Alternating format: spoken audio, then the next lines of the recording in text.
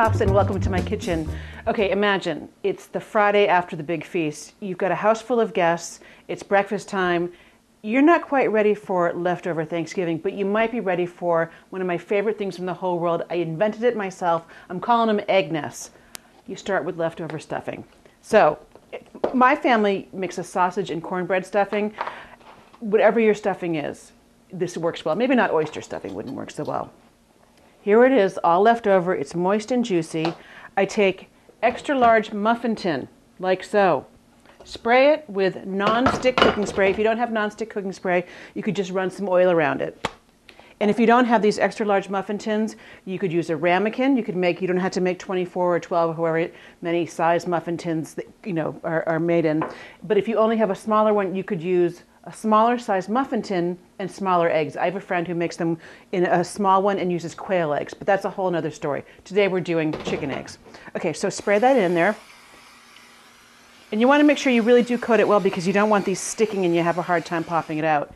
Because, if they're eggs, you're going to be making them in the morning. The last thing you need is to be fighting with this really easy recipe. So that's probably about, a quarter cup, a half a cup. You can kind of eyeball it.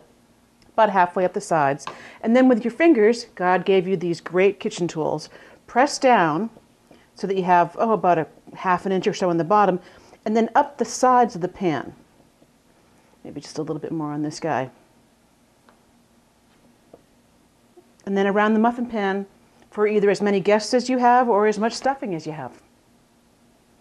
Okay, so I have a dozen large eggs to go with our dozen muffin cup holes. Again, cracking it on a flat surface and then just, there you go. And I'll continue on. And one more to go. Like so. Wipe my hands off a little bit. And then I like to season them with just a little bit of salt and pepper. I find that eggs and potatoes always need extra salt and pepper. Oh my gosh, this is going to be so good. Really, your friends and family, if you have, you don't have to wait for Thanksgiving, but if it is the day after Thanksgiving, you've just put on this great feast the day before. Everyone is feeling so thankful. They are going to think you are a culinary genius. You know what? You are. There we go. Just a few more to go. And what is this taking us? 15 minutes, if that. So into a 375, 400 degree oven, and about 10 minutes for soft eggs, 15 if you like them a little bit harder. All right, so here it is, fresh out of the oven. You can see the steam coming off of it. A perfectly baked egg and leftover stuffing. Perhaps the perfect breakfast to get you ready for Black Friday shopping.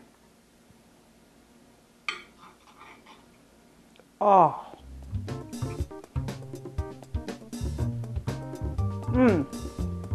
Oh, wow.